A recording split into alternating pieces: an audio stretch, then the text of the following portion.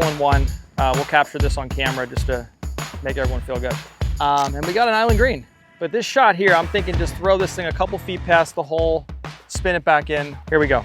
First ever hole-in-one today. I can see it, I can feel it.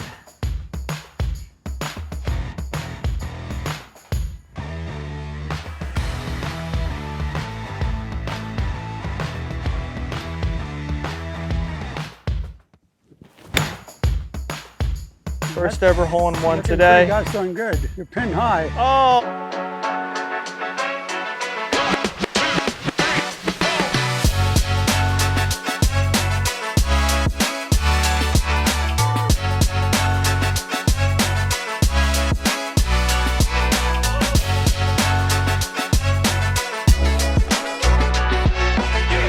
Okay, here we are, first hole, Iron Valley. Getting my click stick warm-up swing. Ball striking clicks, click stick. First hole here, Iron Valley, check this out. OB left, don't really want to hit a right. Tough par 4 to start. Let's see what we can do. There we go, beautiful shot. Okay, that's about as good as you can hit it there. And there it is, straight down the middle, folks. That. Here's a thriver. Don't go to any golf course without it. Had a little bit of a draw on that going out there. He hits fairways, fairway machine with that club. I used to never cover my drivers for the whole round. This one, I always put the protection back on it. I put that one straight down the middle, if I can say so myself. Okay, I just learned a great tip from my dad. If you want to hit your driver straighter, it's probably the worst club in the bag, put your head cover on. I think that's one of my problems. I'm gonna try that and see if it helps my next couple drives. Alrighty, what do you got here? Well, first of all, are you sure that this isn't your ball and that's my ball up there? I don't think you're entering any. All right, he's not entering any long drive contest soon. All right.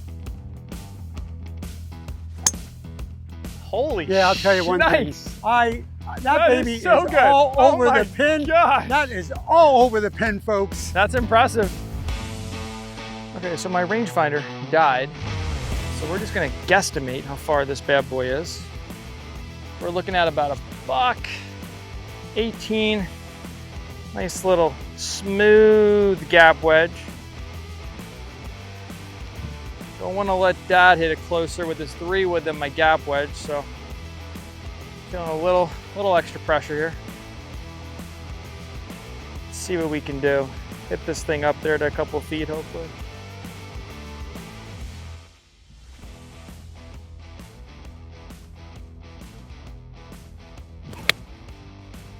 Oh, I hung it a little right. Nope, stay, stay.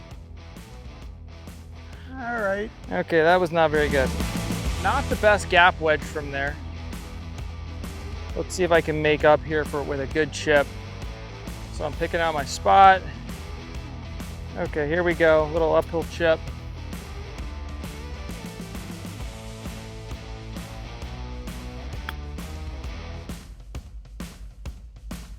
I'm surprised you didn't have me take the pin out because you're usually going to chip it in. I'm using the square putter, which again, where's my Scotty Kemmer putter? Exactly where my driver is, at home, not in my trunk, nowhere else. I want to be using this and I'm committed to this and I love it. So okay, let's see how it works. You got a 60-footer.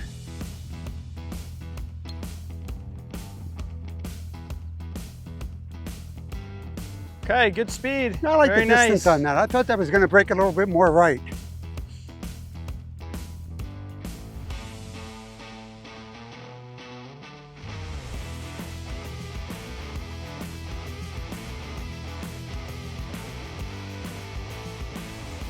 Nice putt. All right, par. I must admit, I putt with this club, but I would love to have his putting stroke.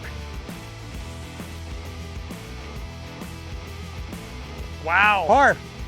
Nice par. Thank you. Look at that. Two Look at putt. that. Hey, nice par. Yep, thank you. You too. That's very impressive. Little shaky first hole on my end. Happy to salvage the par. I would say as a kid, I would describe myself as a late bloomer. I always started slow. I was always socially maybe behind the curve.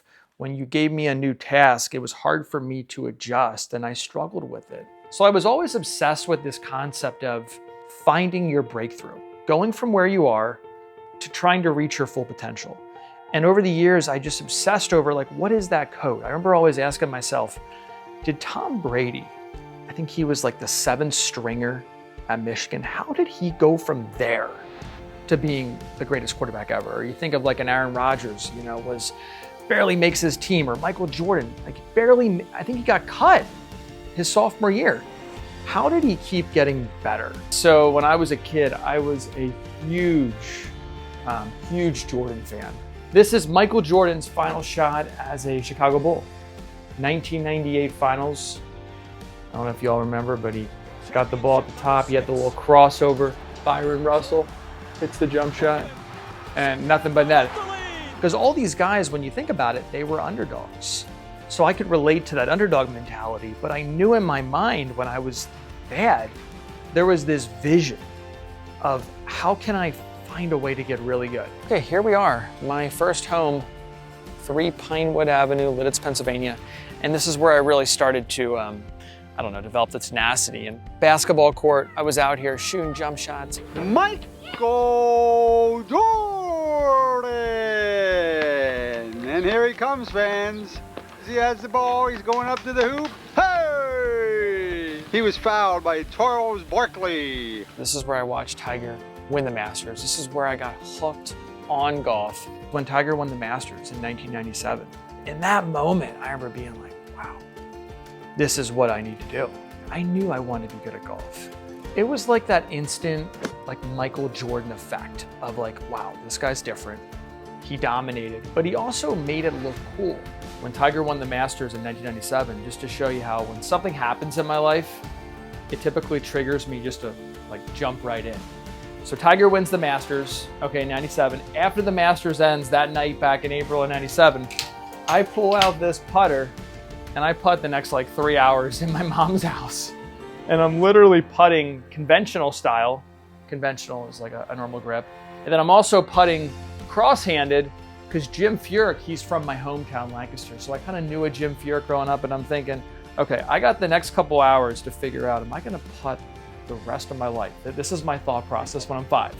It was like, this is a big decision. This is the rest of your life. Am I gonna putt like this, like Tiger, or am I gonna putt like this? So I just stroke putts for 3 hours.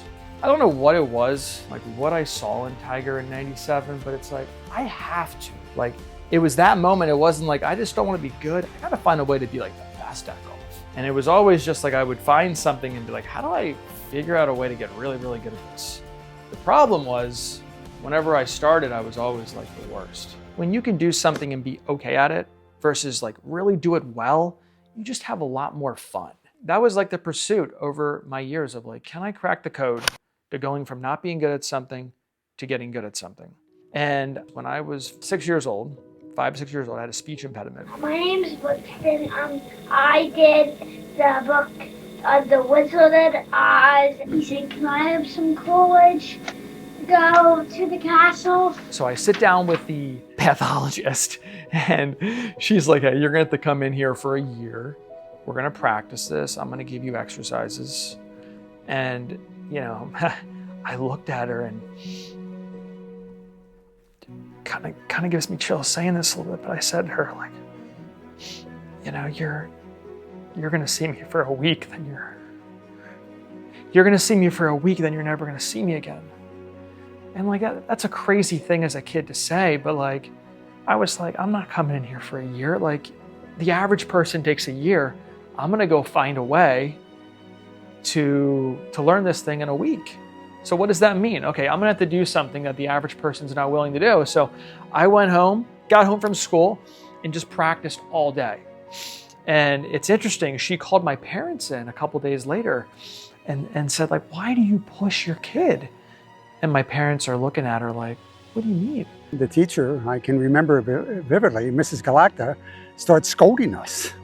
And I'm like, at that time, when I'm assistant superintendent, she's a teacher, I'm kind of like laying back thinking, hey, I'm just being here for low key, you know, give us a lowdown, but what are you scolding us for? Well, you know, your kid came into my class today and said he's graduating by the end of the year. I looked at Linda, she looked at me and said, we never even spoke about this. I had a speech problem, it was developmental, it was no big deal. And he's sitting there telling her, we never, I swear on a stack of Bibles, we never said you gotta get out of speech by the end of the year. but he had that. And quite honestly, that's where it just took off. So him coming out here and hitting balls and trying to perfect something didn't surprise me one bit. You couldn't keep him off the course anymore. He just, whenever he did something, he always gave it everything. And he was always driven. I mean, even in school, teachers would say, you know, why are you putting so much pressure on him? And we weren't. We'd look at them and say, we're not putting any pressure on him. He just was that kind of child. I didn't really subscribe to like, this is the conventional way, this is the average path. I wanted to find a way that was unique and different to take you from bottom of the pack to rising up, and just to prove there was a better way to do it to really reach maybe your full potential, or to scratch that potential even. I think it was 99. I don't know if you all remember that commercial of Tiger juggling a golf ball. That was cool. Now, if you're a golfer, everyone could do it. So I literally, I kid you not, I stood here for like 10 hours. Like, I mean, I'm talking like all day, trying to like, just trying to juggle and like counting how many juggles I could get, okay? And then when I was 11, I went in the talent show. Brixton Albert is a 6th grader at Kislet Hill Elementary.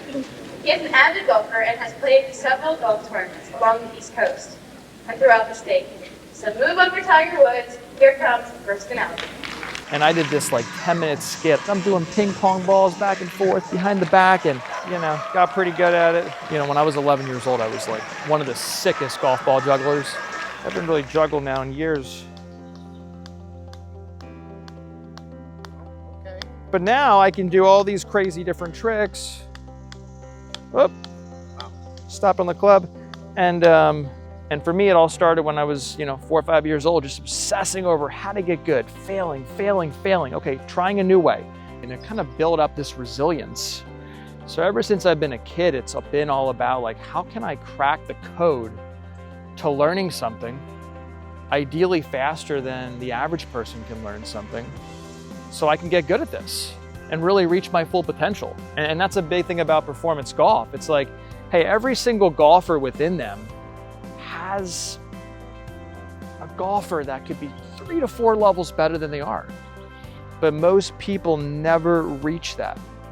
And I took all these practices, all these trials of just trying to go all in and obsessing as a kid over and over in all these years. And that's really crafted into the kind of the formula performance golf we're trying to create. Like, how do we help people get to their full potential so they can get maximum enjoyment out of what they're doing? And it's been a big theme, in my life. I remember being about 5 years old. My grandparents had this condo in Myrtle Beach, this vacation house they had down there. And I still remember it distinctly. We're all together in the living room. It was like this cotton candy, like blue kind of floor they had. And I remember going into one of the bedrooms and getting emotional. And my mom came in and I think she asked, like, what's going on?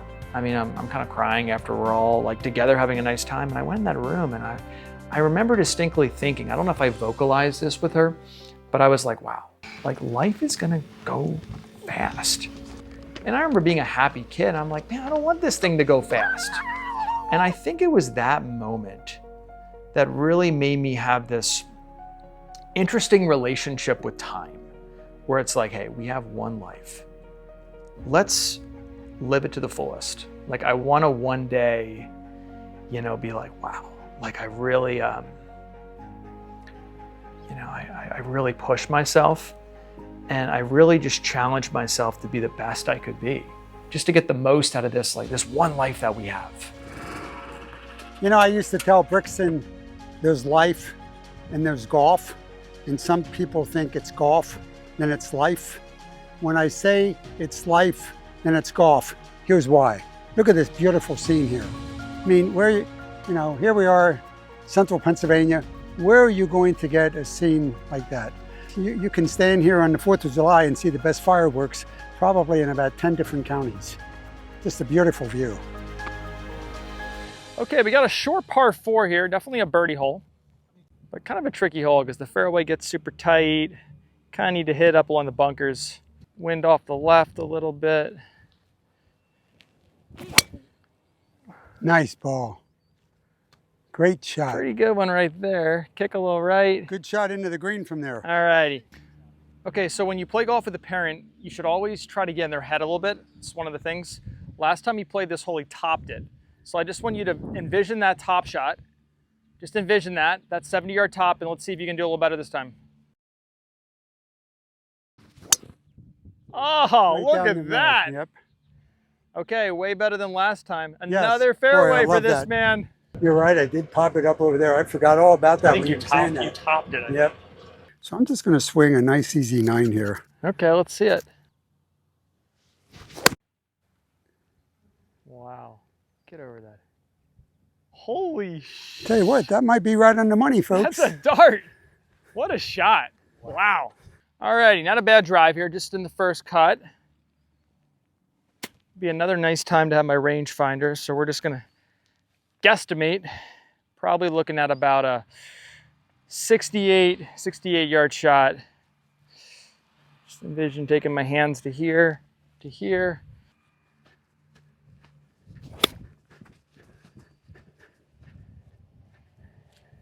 Ugh, might have got away with it. A little fat, a little juicy lie. So that's 2 fairways and 2 greens. The problem is you have to concentrate now for 16 more holes. And as you get older, concentrating for 4 hours can become a challenge. He doesn't understand that yet because he's only 38. In fact, he's not even on solid foods yet. But one day he'll understand it. I'll go ahead and putt. 2 slightly shaky short irons from me, for sure. Let's see how we can do here. Little swinger.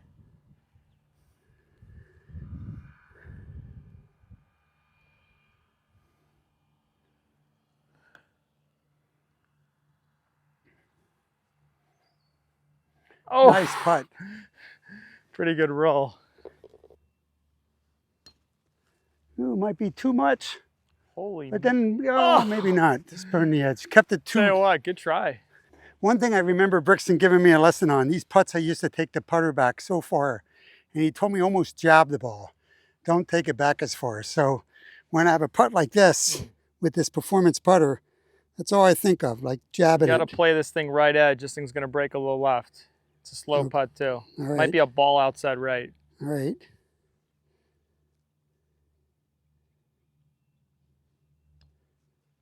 There we go. Wow. 2 pars in a row, Back-to-back folks. pars. It's pretty impressive.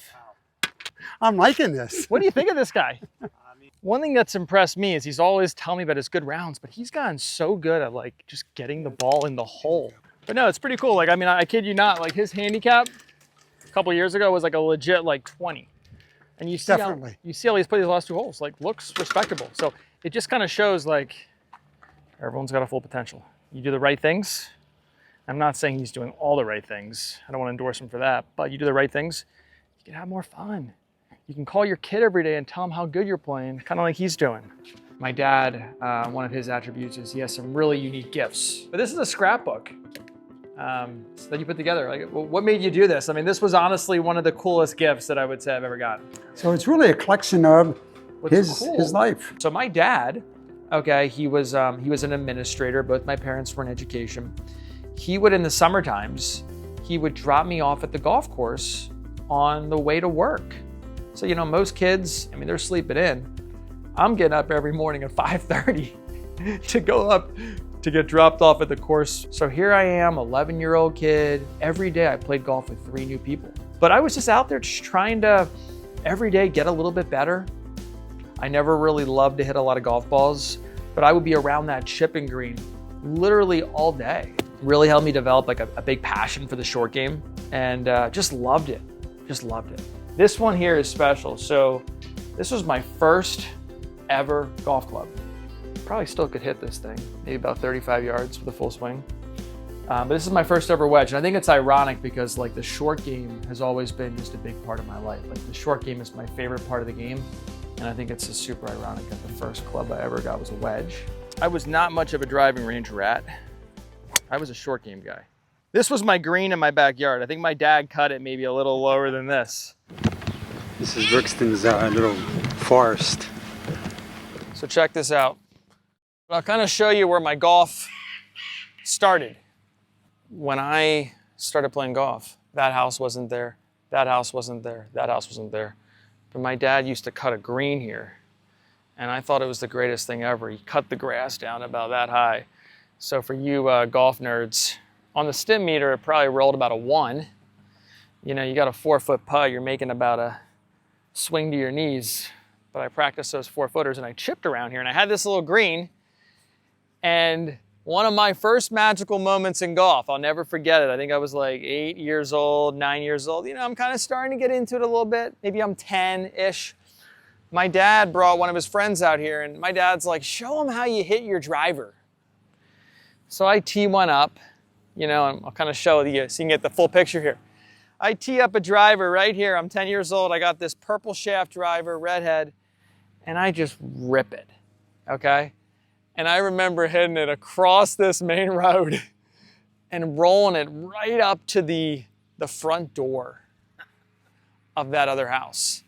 And it's crazy, but I think what's so special, I remember that shot, and I kind of relate this to other golfers. All golfers have these, you know, these moments, like that one shot you hit, right? And the goal in golf is, can you build up that memory bank? It's just those special moments. And that was one of my first special moments, teeing up that driver in front of my dad, in front of his friend, and them going, whoa! Like, I remember being a little kid and having like chills. We used to do all sorts of stuff. I was just really competitive as a kid. We had a football field in the backyard, the lines. We had a baseball diamond. We had the news channel come out here to do like a backyard sporting event. It was called Backyard Weather. But that was my country club, so to speak. And it started right here. And I was super grateful for that. Again, not a country club kid.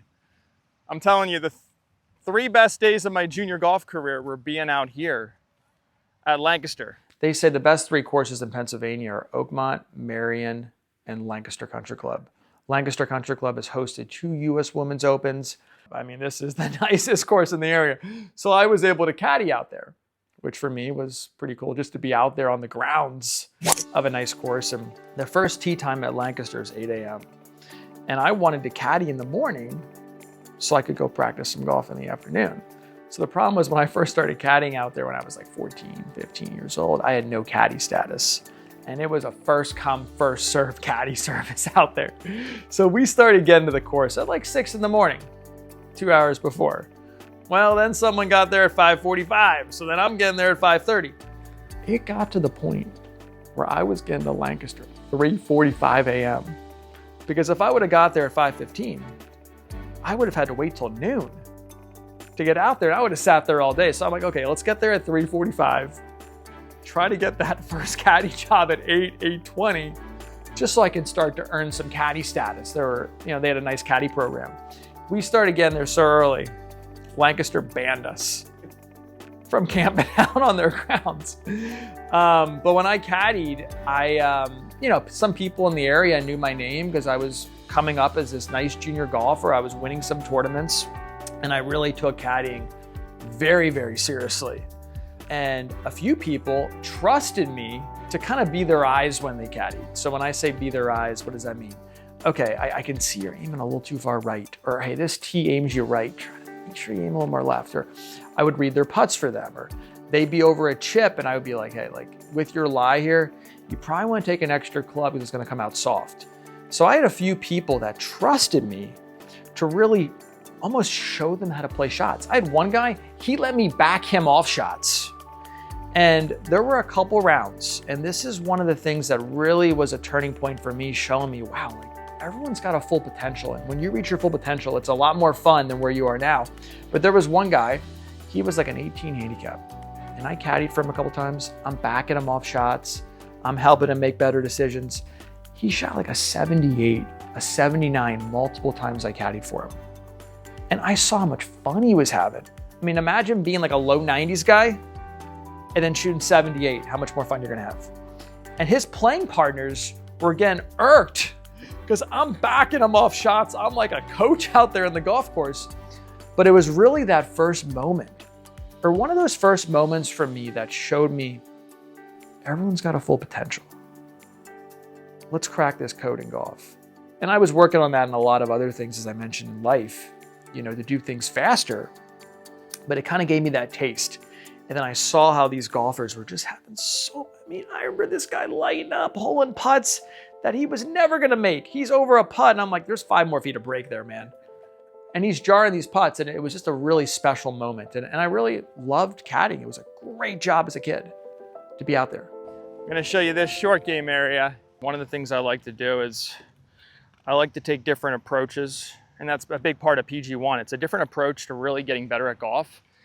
Practicing actually a little bit less, but practicing the right things to really prepare yourself to play your best and reach your potential. And you know, one of the things that I do is I'll hit shots off the green, or I'll hit shots in my backyard, try to hit them over my house. Okay, Sean, I'm gonna hit this ball at you, and I'm gonna aim for your right toe. Do I not move? Don't move. Oh, part of getting better at golf is adversity training, always making the situation harder than what you're gonna face. I wanna practice under some pressure, so when I go play, I don't feel that pressure and I'm kind of ready for it. It's kind of like my Navy SEAL training for golf.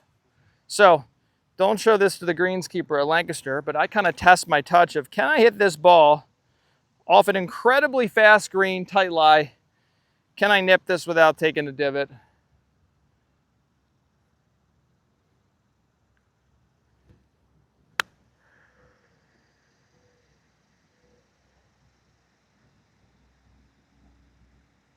Okay, look at that. Pretty clean. Now, that's one time. Can I do it again? Can I get inside that? I mean, that'd be pretty good. What do you think? Yeah. You think I got a better one inside that? I'll take over on this one.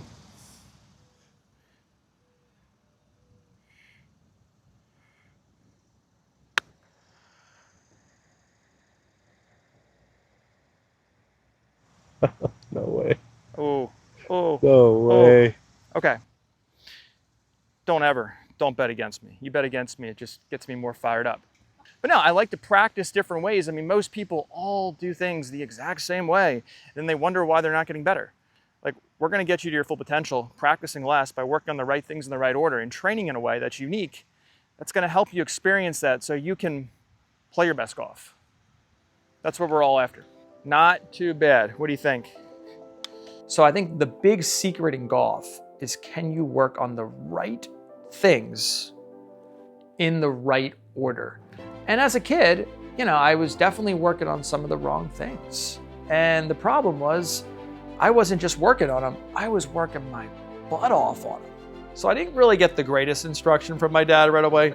It definitely ingrained a couple bad habits. But my dad heard of a good instructor up in Lebanon County, a fine gentleman by the name of Mike Swisher.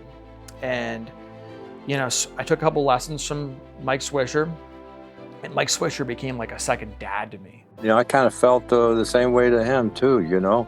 He's not just a student of mine. This young man means a lot to me. He's going to go a long way in life. And I told him, I said, you know, you're willing to work at it, I'm willing to work with you. You know, I would go up there, I would take lessons from him, and, you know, the first big goal was, can I hit the ball to that red flag, that 100-yard mark? And, you know, the first time I reached that 100-yard mark, it was like that first, like, magical moment. He impressed me from day one. After we worked maybe a year, he was now hitting his 9-iron where he hit his driver. You know, you think as a golfer, we all have these magical moments. We have this moment where we hit that one shot that's like, oh, that's what I wanted. And when Swisher gave me some free lessons, I mean, wow, like just thinking back on that now, he saw that work ethic. He was determined that he was gonna get better at this game, and he surely did. His desire, his attitude, he was such a friendly kid, you know. He, even on bad shots, he would smile. And, you know, he didn't let the game get him down. And I think he somewhat gets it from his dad. I know his dad pretty well, and his dad kind of was the same way, you know. It's just wonderful attitudes. And that can mean a lot in golf, for sure. I think my biggest issue as a kid was I would have a tendency, like a swing flaw, let's just say. And then I would go home and I would work on that flaw so hard Like I would just go nuts trying to fix that. I mean, I literally broke multiple cell phones from filming my golf swing too many times. When my golf coach as a kid told me to do something, I was like, okay, like how high in the tree do you want me to climb? How long do you want me to stand there? Okay, and I'm gonna do it 5 times more than you just said, because next time you see me, that's gonna be mastered. Like we're not gonna, like that part of my swing that's off, okay, I'm gonna see you in 2 weeks, whatever it takes. My coach, Ted Sheftick, had this release drill where you wanna release it and throw the club like that because it helps you build lag into your swing. But what most golfers do is they hold onto the release and it goes up.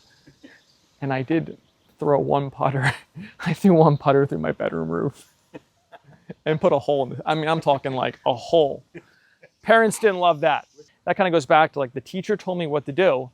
So I was gonna do that thing over and over and over. But Ted, he had the foresight and the vision to film all your lessons. I mean, here's literally Ted giving me a lesson and me putting notes on this of like my key takeaways. Back then I was working on my right hand grip over more, but you know, paying for golf lessons isn't cheap. My parents always worked hard. I mean, but they were both, you know, in education.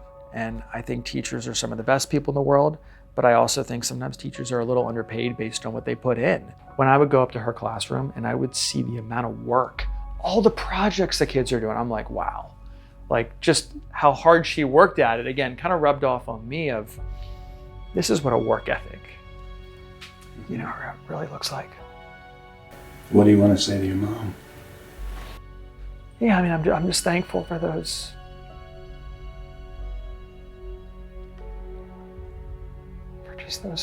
examples.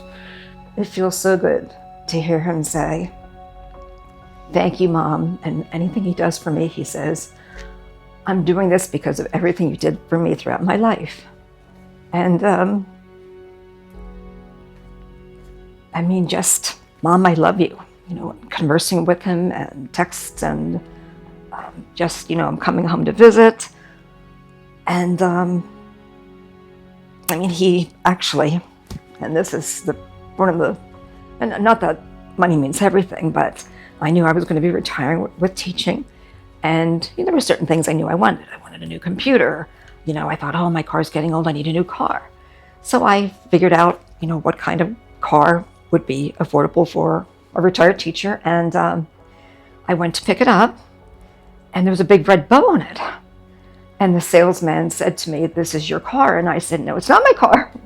This was an upgrade to the one I picked. And he said, your son just bought you this car. And I sobbed. I sobbed. Linda? Okay? It's not true. It is true. It is okay? very true. You can pull your mask down here. Yep. Serious? Say hi to your... Are you serious? Yes, it is. Dead serious. It's paid Oh my gosh. It's paid in full. I never in my life could have imagined that my son would buy me a car. I think just being able to, you know, as a kid, there were a lot of people that, you know, you look like a Mike Swisher, God, who like gave me free lessons, or just being able to give back now. What he has done for the game of golf is fantastic. The game became part of his life, didn't it? And to see that happen, that's enough payment for me. One of my favorite parts of the golf business now is it's not about the money, like that really doesn't matter. It's about the email you get from the,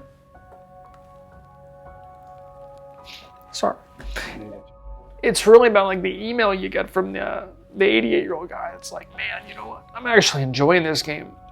I'm actually out there and I'm enjoying it. Or it's the guy that comes up to get the range that says, man, that freaking club you made, like, what the heck's in that? Like, I'm hitting my irons, or my wood's solid now. So like, it's not about, to me, it's about like the transformations now and like how to really give back to create the greatest thing for golf. Because there were so many people along the way that kind of gave to me, that helped me kind of progress along my path. And just being grateful for those and trying to give back as much as I can now is really important. I'm just so delighted that he's achieved what he has. I'm the proudest mom you can imagine. It's just so heartwarming to go somewhere, and I'm Brixton Albert's mother now. Both my parents, mom and dad, always worked hard, but I think it really started with my grandpa, where he had an auto body shop. So he's doing like difficult work on cars, and he used to work 18-hour days, 6 days a week. And I remember him telling me a story how he would work so hard he would almost come home with like tears in his eyes, just from like working his butt off to really provide for his 3 kids, you know, my dad being one of them, just to, you know, give them an opportunity to do certain things in life. And then that led, I think that got passed on to my father, who, my dad literally, he worked 3 jobs from when he was 12 to 60. So my dad was always a worker. You know, there was just something about this determination, and the more I think about it, it's not unusual. I'm a firm believer that, you know, the good Lord gives people different skills. And he certainly gave the skills to Brixton of having that determination and hard work. And yeah, we modeled it, you know, but we didn't push it. We really believed, or our philosophy was, childhood should be a journey, not a race. I remember being in high school and everyone would say, they would be like, I can't wait for college. And I'm thinking, like, I'm so at peace right now with where I'm at, because I'm doing exactly what I want to do. And that was just a special time in life. So a lot of gratitude for those moments looking back, because I mean, I had the chance as a kid to go to the golf course, work on my game every day, do something that really meant a lot to me. And I remember just really trying to enjoy that time. I would say it was probably one of the most present times of my life, because I felt like I was exactly where I was, you know, supposed to be, which was pretty cool. I broke Jim Furyk's record. So I used to always look at Jim Furyk, because he was from this area, and kind of compare, okay, how'd Jim do that year? How'd I do? And in high school, I kind of, I'm proud to say, like, my scores were actually maybe better, but then, you know, I kind of didn't keep getting as good, and Jim just kept getting better and better, and Hall of Famer, legend. So I went to Warwick High School, and when I was there, the school record was 67. So that was always one of my goals. Could I break the school record? And I finally did it. Shot a little 66. Remember, I had a little 4-footer on the last hole to break it, and felt pretty good. So it's still a record. So it was the summer of my junior year. This is the year when all the coaches are looking at you. And I was trying so hard, but I was playing the worst golf of my life. And I think a big part of that was because I was trying so hard. Like, I wanted it so bad. I was working so hard. It meant so much to me, but I was playing terrible. And I remember I was playing the local club championship, and I had the lead, and there's 13 holes left. I think I'm like 1 under for the tournament. I played the last 13 holes, 12 over par. Blew it. And I qualified for the Optimist International down in Florida a couple weeks earlier. So I'm going down to Florida, huge tournament, playing some of the worst golf of my life. It's a big event. Tiger Woods won it. Phil Mickelson won it. Jason Day was playing in it. You know, I mean, just a huge event where people from all over the world come in. The year before, I missed the cut by like 14 shots. So I'm going down to PGA National, super hard golf course, playing the worst golf of my life. And I got to play well, or I'm not going to play college golf. And I read this article, I read a book when I was going down. It said, play golf and just hit shots and hum. Your only swing thought is hum. And if you don't hum, that means your swing is restricted, there's too much tension. So I go down to PGA National, I'm at rock bottom. I'm like, this course is gonna kick my butt with how I'm playing. And I said, okay, let's just hum. And it was a 185 person field, and I finished 9th that week. I was the second low American in the field. There were kids there from like 35 different countries. And that tournament, humming that full week, that kind of got me recognized for college golf. And then the next 6 weeks, I went out, I shot 365s, 366s. I won the George Crudden Memorial. I shot a 66. I broke Jim Furyk's record. Really sick article, front page of the paper, Albert's swing and tune. And that was some of the greatest golf I played in my life. And it all started with humming. And that ultimately led to me getting recruited to play at a couple Division I colleges and going to play at Radford University in the Big South Conference and getting a partial golf scholarship to go there. And I think the big takeaway from this is sometimes in life, you think you're far off, but just with a subtle tweak, you're a lot closer than you think. So I think when you think you're far off, you're often closer than you think. And it's just something to keep reminding yourself as a golfer. Because golf can be so frustrating, so humbling, and there's some days you want to quit, but you're often just a little tweak away from really experiencing the fun part of the game. Okay, so some history on this golf hole. This is number 12 at Lancaster Country Club. When they had the US Women's Open here, Nelly Korda, the best golfer in the world, made a 10 on this hole. And she did not hit her tee shot in the water. She actually hit a beautiful shot right over the top of the pin in the back bunker. The women played from up there, but we'll give this a go. This is a beautiful hole.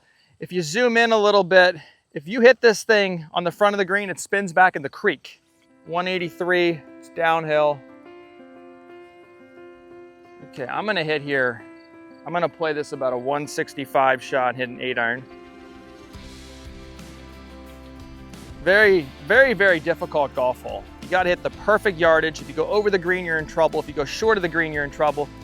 This is just where you gotta hit a high quality golf shot. Let's see what we can do here.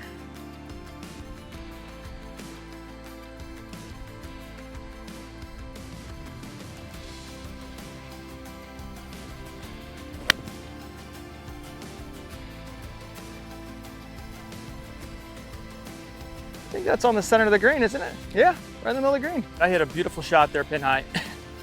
But check this out. Look at the front of this green. Anything that hits the front of this green, I mean, you'll see it right here. Greens are a little slow today.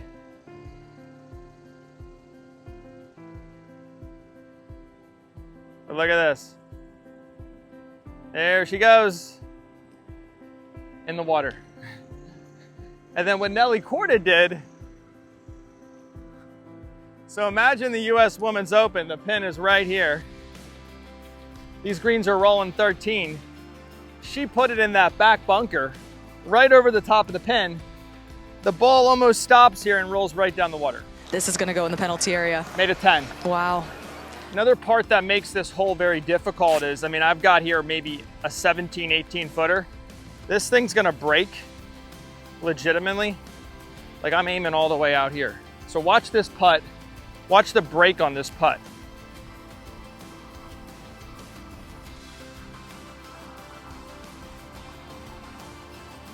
Look at that.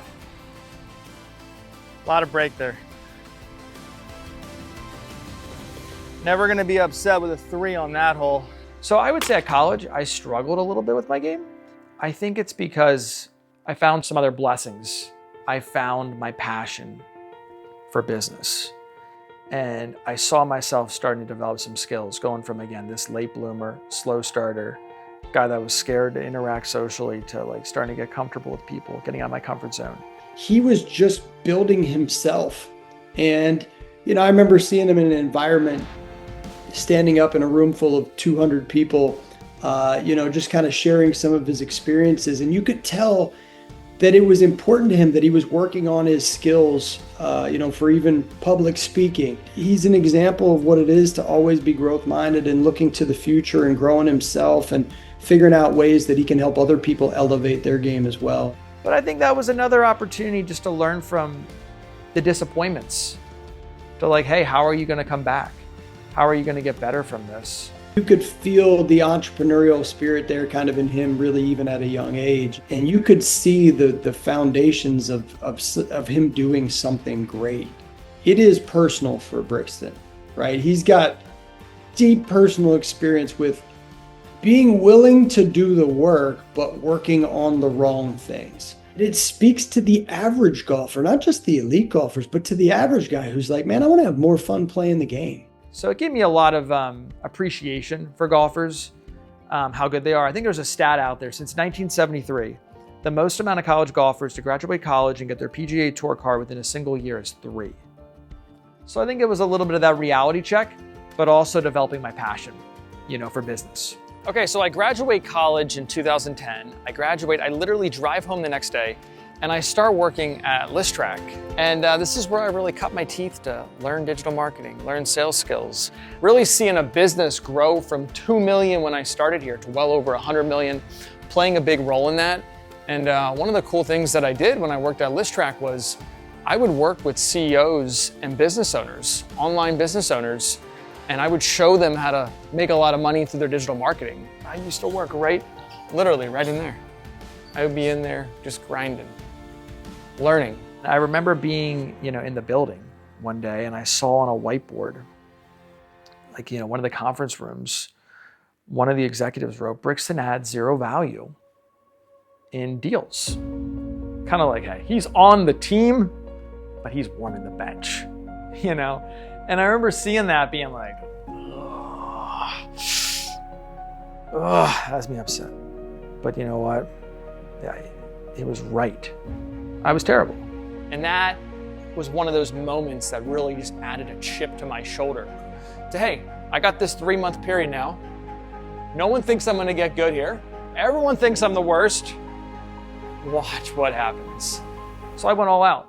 I did a 4-month intensive. I would work all day, I would go home, I would study all night, and I would just prepare and practice and role play and refine, listen to my calls. And there were so many embarrassing moments, but those failures helped me get better. My first boss really taught me some good fundamentals, but he was like the Bill Belichick a little bit. He was very hard on me. And I remember thinking, you don't show up not prepared, or this guy is just gonna shred you. So here we are in the ListTrack podcast studio. I'm Ross Kramer, co-founder, CEO of ListTrack, together with probably the most successful, arguably, there might be some other sales guys that might argue over this, possibly most successful sales executive at ListTrack, Brixton Albert. My mindset was, I don't want to be average. I don't want to be one of the best. I want to outperform the first and second rep combined. For anybody that is about to hear this story, there is no way they would think that the person would become as successful as this guy. It's kind of you to say. First day in the job, we give him the script to read. We give him the list of numbers to call. We're like, Brixton, here you go. And he's like, you got it, Mr. Kramer. I'm like, no, that's my dad. I'm Ross. He's Mr. Kramer. Okay. So we let Brixton go. Give him 3 hours or so. We come back around noon to check in on him. We're like, Brixton, how's it going? He's very intense. He's locked in. He's got maybe beads of sweat coming down. And he's got a dejected face, and he's like, a lot of busies, Mr. Kramer. And I'm like, Brixton, that's, Mr. Kramer's my dad. He's like, a lot of busies. I'm like, hey, busies? Busy signals? Yeah. I'm like, Brixton, we're calling businesses. There shouldn't be any busies. How are you using the phone? Oh, I pick it up, I straight dial. I'm like, Brixton, you gotta hit 9 to get an outside line. I busted out hundreds of phone calls and I was like, man, this is hard. If someone just can answer, I'm gonna be good, but I can't.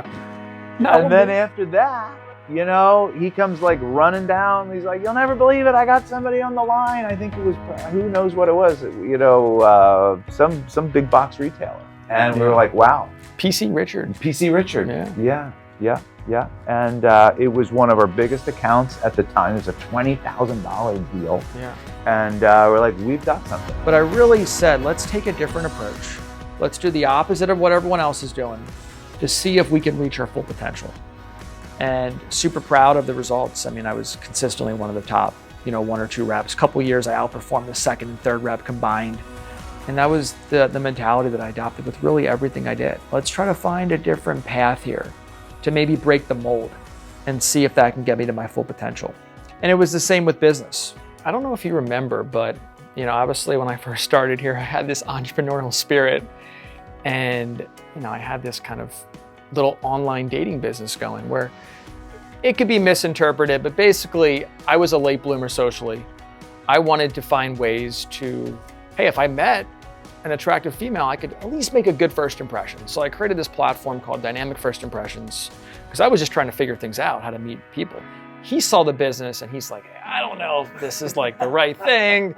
I'm like, shut this down. Yeah. And he goes, why don't you just start? I don't know if you remember this, but I remember you saying it in your office back over on Main Street. Yeah. Why don't you just start a golf business?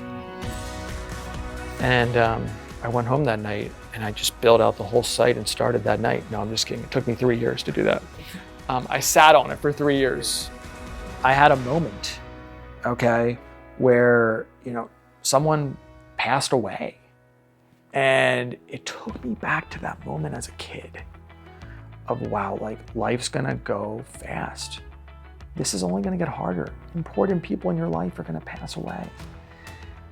I can either work a job the rest of my life that I like but I don't love, or I can start something that I think could really maybe make an impact.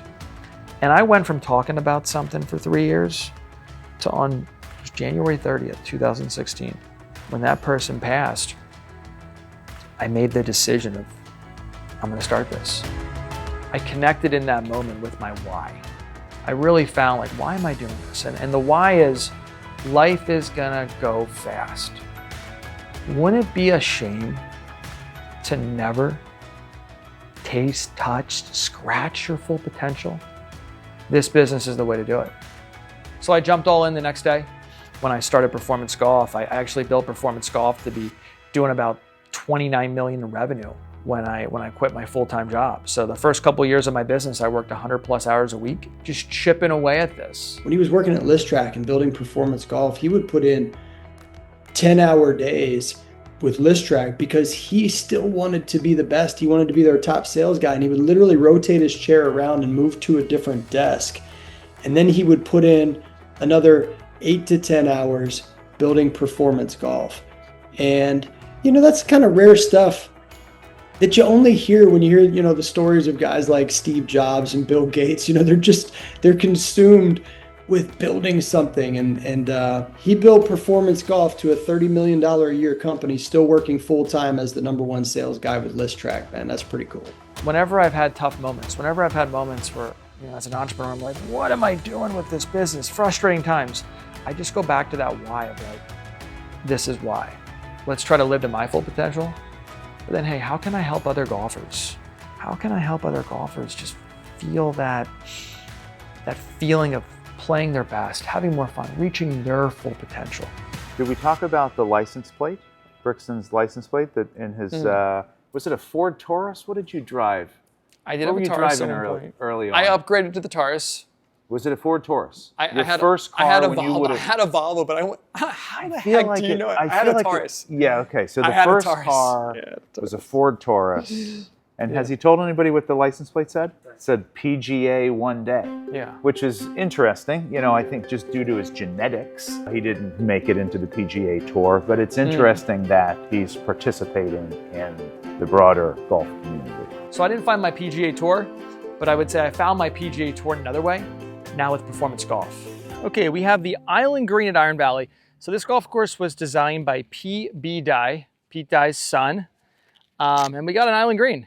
But this shot here, I'm thinking just throw this thing a couple feet past the hole, spin it back in, hole in one. We'll capture this on camera just to make everyone feel good. Here we go.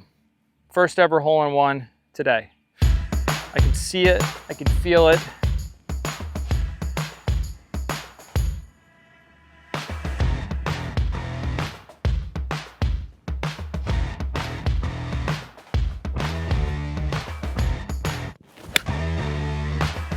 First ever hole in one today. You guys doing good.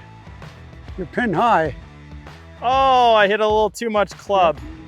That's for not having the range. What club did you hit there? That was the soft pitch. So, Soft pitch. right Nice shot. idea. Okay, here we go. Coming off 2 straight pars. We skipped the 3rd and 4th hole. Let's see what he can do in the 5th hole here. Island Green.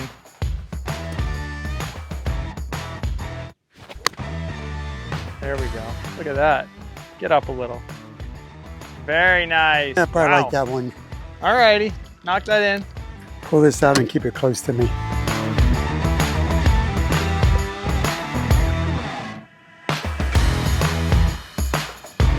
So, I mean, obviously I would putt this every single time, but let's practice a little chip here. Off the green. And see if I can nip this. Just leave it in here. All right. This is part of trying to find different ways to do things. Let's try a little chip shot off the green.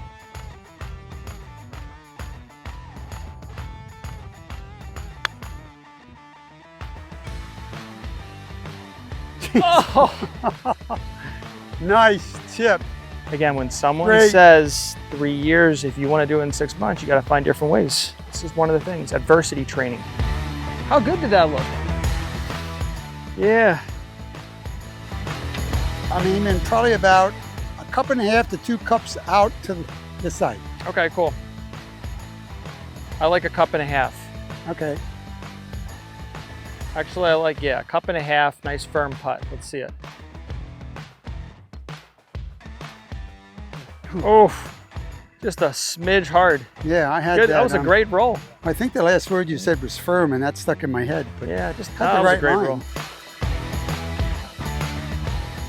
There you Nice. go, folks. All righty.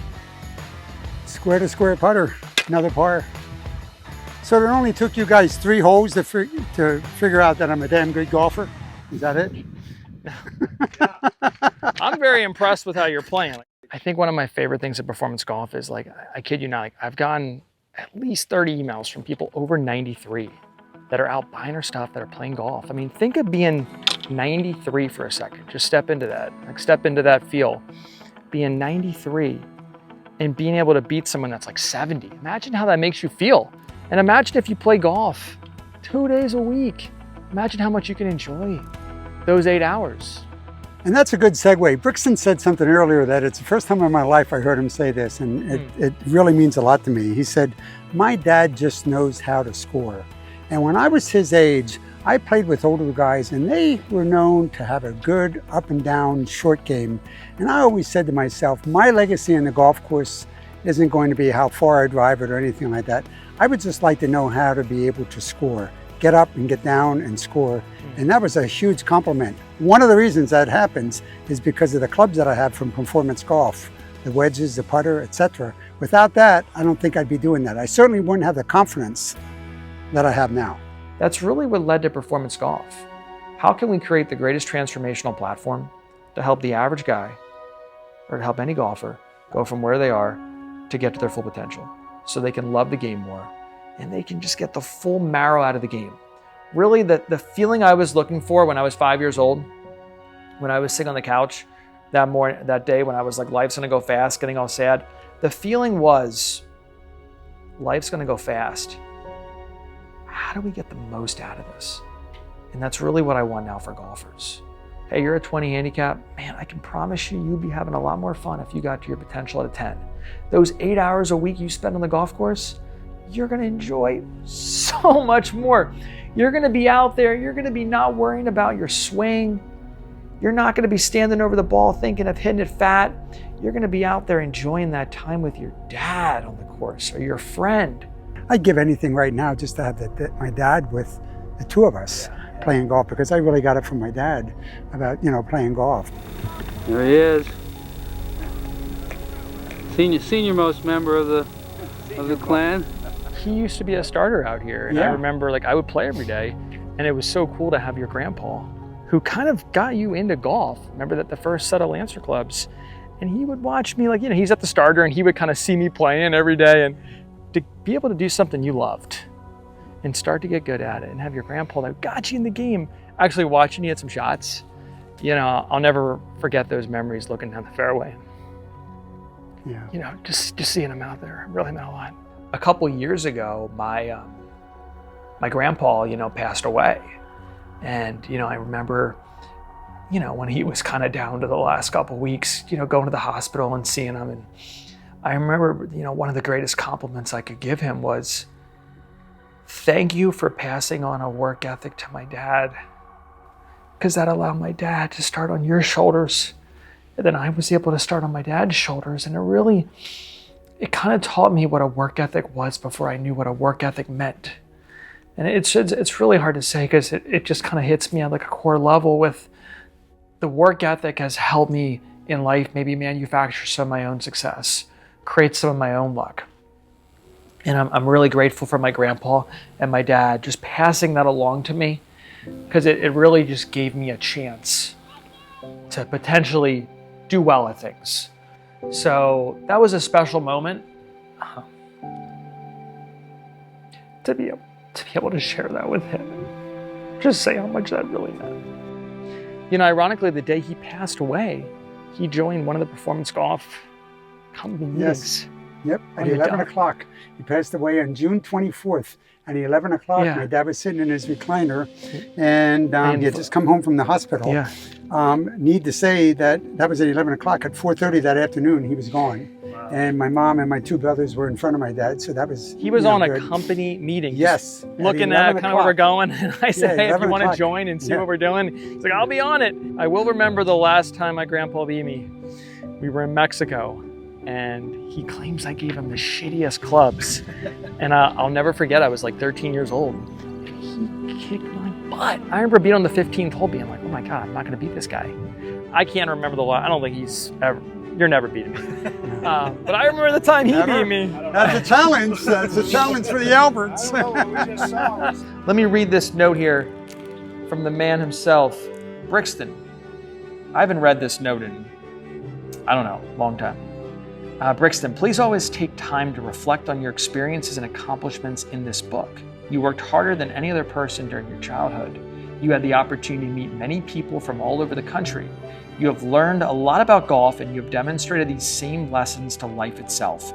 Golf is a game of integrity, character, and endurance. You certainly have and continue to demonstrate those same characteristics as a young, mature adult. You have another 4 years ahead of you to continue your quest towards whatever your dreams may be. Make the PGA Tour, your life's gonna suck. He didn't say that, but that's what I was thinking. Just remember that golf is part of life, not life is part of golf. I think he said that earlier in the course. Good memory by him remembering that 20 years later. Enjoy the good things life has to offer, and someday, make sure you get back to both golf and life. Just remember what the late Vince Lombardi said, strive for perfectionism, settle for excellence, live your dreams, and enjoy the journey. Good luck. So I think that's a pretty cool, pretty good message from him. That was written a long time ago, but it's still, it's definitely holds I true would today. say it again to him. It never goes out of style. I had those kind of magical moments along the journey where it was maybe the guy that I caddied for that was an 18 handicap that I helped shoot 78, where I saw them capture maybe their potential in a bottle, reach a level they never thought they could reach, and loving the game more. So those moments and my personal frustrations of beating my head against the wall, working on the wrong things, but then seeing the other side of that, when you do work on the right things in the right order, how it leads to massive breakthroughs with often not having to work as hard. And that's the reason why I really started performance golf, to help others get the most out of those, because I saw when I was getting the most out of those, just how much more fun this great game really is.